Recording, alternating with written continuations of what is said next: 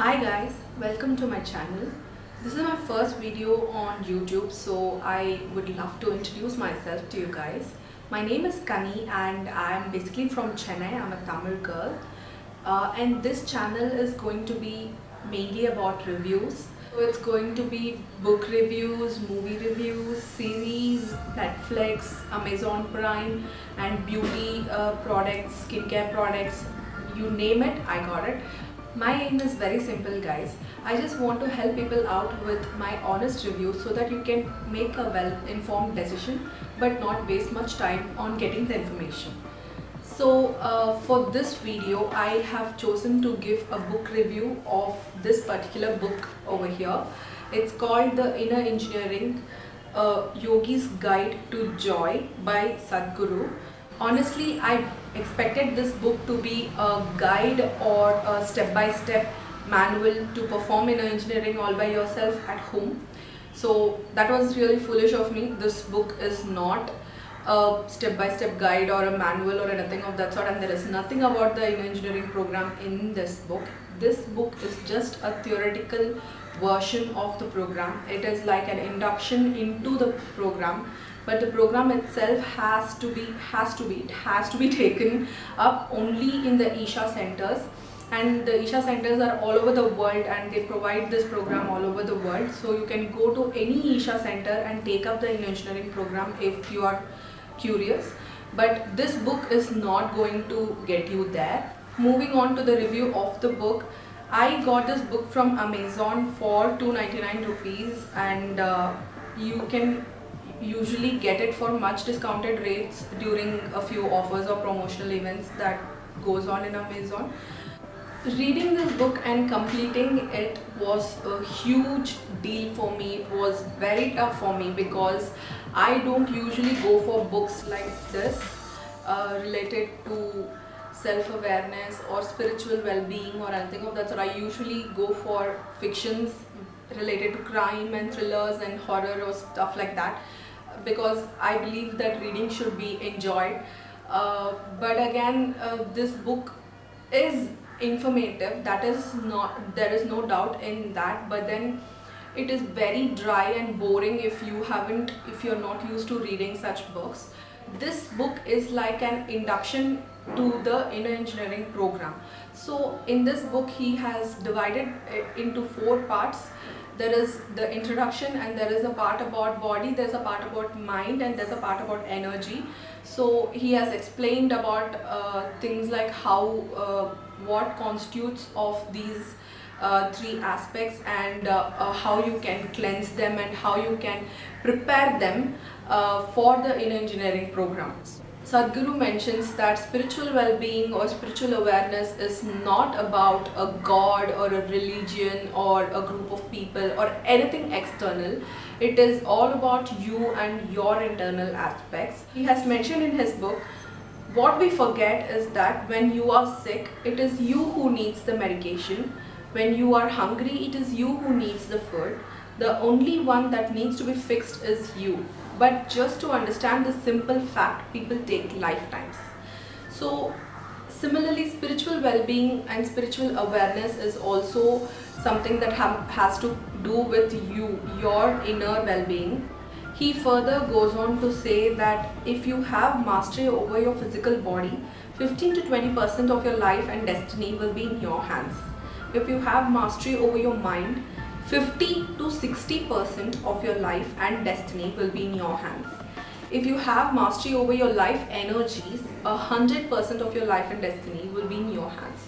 So he says that life is one thing, and the source of life is the life energies, what Sadhguru calls it as. It's a whole different thing, and it is possible to reach into this life energies, and you can access these life energies, and that is what Sadhguru means through this book. I don't want to spoil the whole fun of reading the book, so I'll just give you a little small excerpts from the book. Here's the book, and I'm going to shift to the part 2 of the book. And in this section he starts to speak about the body, and he calls it the ultimate machine. And in this section, he speaks a lot about food, and because what you feed your body determines how much your body can take and how far it can go on for. And moving on to one of my favorite excerpt from the book, in this section it's given that a human being breathes 12 to 15 times per minute normally. If your breath settles down to 12, you will know the ways of the earth's atmosphere, i.e., you'll become meteorologically sensitive. If it reduces to 9, you will know the language of the other creatures on this planet. If it reduces to 6, you will know the very language of the earth. If it reduces to 3, you will know the language of the source of creation. This is some pretty solid information here, guys, because I've heard that the number of times you breathe also determines your longevity.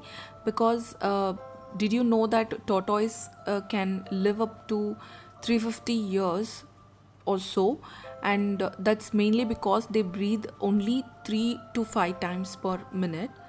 On Sadhguru speaks about what kind of food your body is designed for, and you need to understand this because a carnivorous animal does not eat 3 times a day every day, and a herbivorous animal eats regularly because the food that it intakes gets digested and passes out of their system quite fast. It simply means that meat takes a lot more time to get digested, and we need to give that amount of time for our body to digest the meat. However, we keep stacking or stuffing our body with more and more food before the meat can get digested, which could cause a lot of imbalance in our body. Moving on to the mind section of the book. So, Sadhguru starts this section with an amazing little anecdote or a story. And I don't want to read this story because I don't want to spoil it for you guys.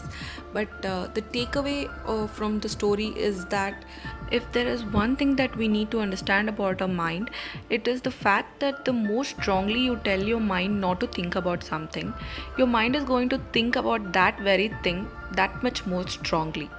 Training your mind is a lot more tougher than training your body. So it takes some more time and lot of meditation and lot of concentration to train your mind. And with that, we move to the energy section of the book. So in this section, one of the major and interesting fact that is mentioned by Sadhguru is the difference between kriya and karma. So we all know what karma is. It is what our actions are and what we get in return for our actions. So it is a cycle, but this cycle is external, and kriya means internal action. So this is also cyclical. It is the action that you perform within yourself. It's like a change that you bring forth within yourself and what you get in return for this. So the whole of inner engineering is actually a kriya because it's got everything to do with internal actions, and as a result you will attain internal well-being. And another interesting fact that is mentioned in this book is that there are 114 chakras in the body. 2 are outside the body and 112 are within the body. Among these 112, there are 2 major chakras. For most people, 3 of these are active. The remaining are either dormant or mildly active. Towards the end of this section, Sadhguru also speaks about Kundalini energy, which is also called the serpent power, and why it is called the serpent power and so on. This section is also quite interesting. Finally, Sadhguru closes the book with this section called Joy, the Beginning, where he mentions that for the first time in history of humanity, we have the necessary resources, capability and technology to address every issue on the planet. However, without compassion, inclusiveness, balance and maturity, we could be leading towards a global disaster. And finally, he says that there is a way out, and the way out is in. It is only by turning inward that we can truly create a world of love, light and laughter. This book could be a doorway to that world. Let us make it happen. I don't know how much of a difference this book is going to make for you guys, but it did make a lot of difference for me and for my life. It got me curious about the inner engineering program, and I finally decided to put some time aside and spend it for me and my well-being and give this inner engineering program a try. The program aside, the book itself is quite informative. If you are the kind of a person who likes such books about spiritual well-being and in your inner well-being and stuff like that, then this book is a must-have for you guys. But if you are a person like me who is not much into such books, and if you are into like more fiction kind of a person, then it will be hard for you to complete this book, read it, and it will be hard at places to even understand what is written in the book. So in that case, I would suggest that you can take up the engineering program. So with that, I'll wrap it up right here.